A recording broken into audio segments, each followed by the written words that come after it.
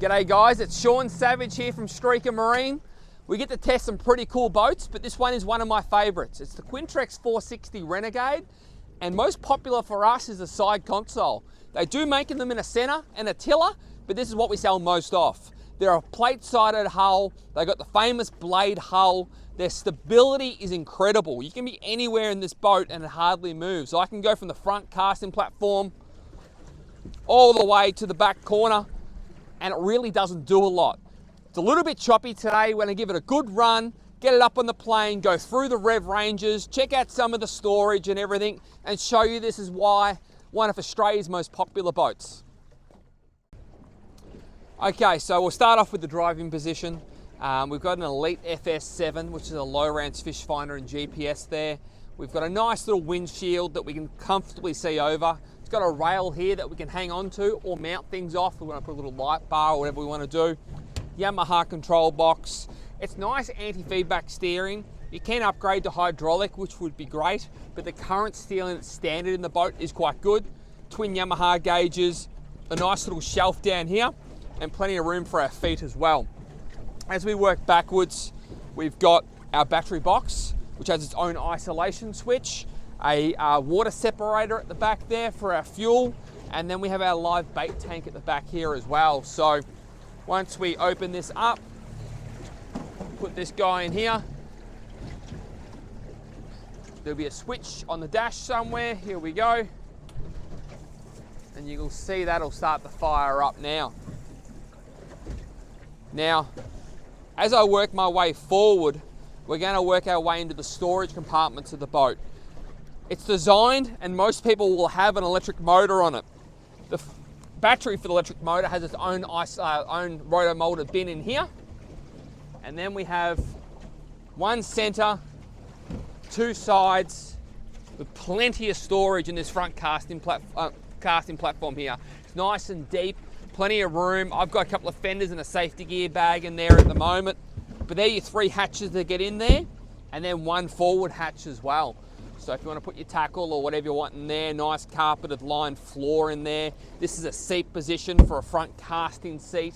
Separate anchor well, so we can keep the anchor out of the boat nice and clean. The electric motor bracket and a bow roller.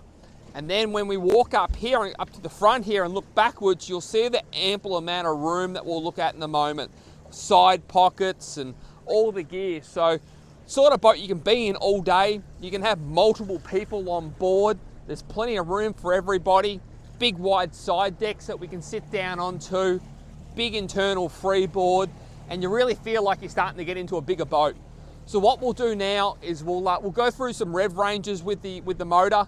We'll see where it planes. We've got two adults on board today, about 60 litres of fuel, and we're going to just go through sort of 500 to 1,000 RPM increments and see how it performs. So the first one we'll do is, this is 1,000 RPM. We're talking kilometres an hour. We're doing about 7 kilometres an hour. We're going to whiz it up now, and we'll get up to around .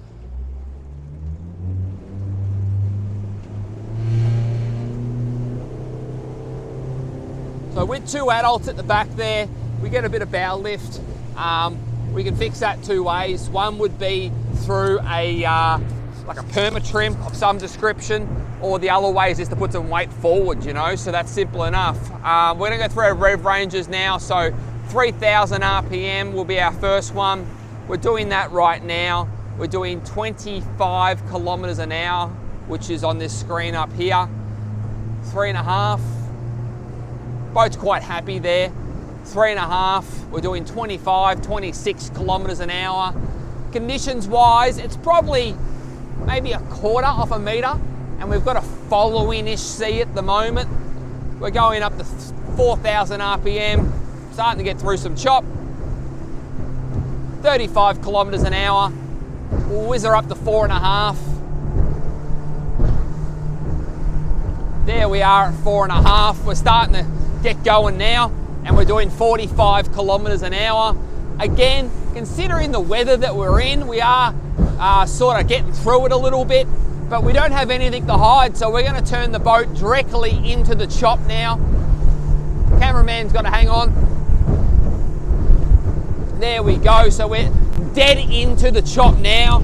We're doing 4,200 RPM, 40 kilometers an hour, and our next step was go to 5,000. Plenty of power. It does feel like we've got plenty of power. It's happy to accelerate at that. We're doing 45 kilometers an hour. I reckon we'll probably find around that 5,800 RPM maybe, so let's find out. Again, plenty of power. Starting to rev out at 59, 6,000 RPM, 54 kilometers an hour, and we're really hooting. You know, we're in a chop. It almost feels like the faster we went, the better the boat performed. We're going to bring it back down now. We're going to go to about 4,000 RPM. We've got some decent chop in front of us at the moment. It's very messy water. There we go, that's 4,000, 38 kilometers an hour. You can do this all day, you know, we're sort of chopping through. We're dry, we haven't had a drip on board yet. Turning wise, the thing's happy to do it. So if we turn to the right, to the starboard here for a moment, we'll check if we got any cavitation, which we don't. The boat's still turning very level. It's got plenty of drive, and it's actually pretty impressive. You know, we've turned a pretty tight circle there. There's no sign of any type of unbalance, like it's not sort of pitching around. It's very comfortable to do that. Next thing we're going to do is an acceleration test. So we'll bring it back down.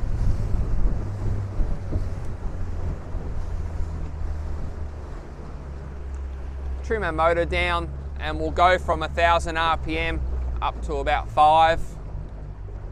And this is remembering with 2 adults sitting in the back here. So up we go. Yeah, look, that's good power.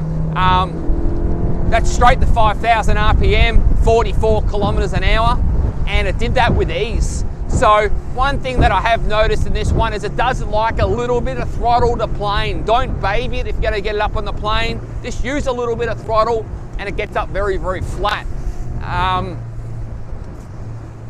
If I had to fault anything, considering what you buy this boat for, it does everything really, really well. Driving position's very good. You do have to be conscious of where you put weight inside these boats. So if you put weight in the wrong spots, you do notice it's a little bit unbalanced, and they do like a little bit more fuel than less. You find that weight in the center of the hull there makes a little bit of a difference to its performance.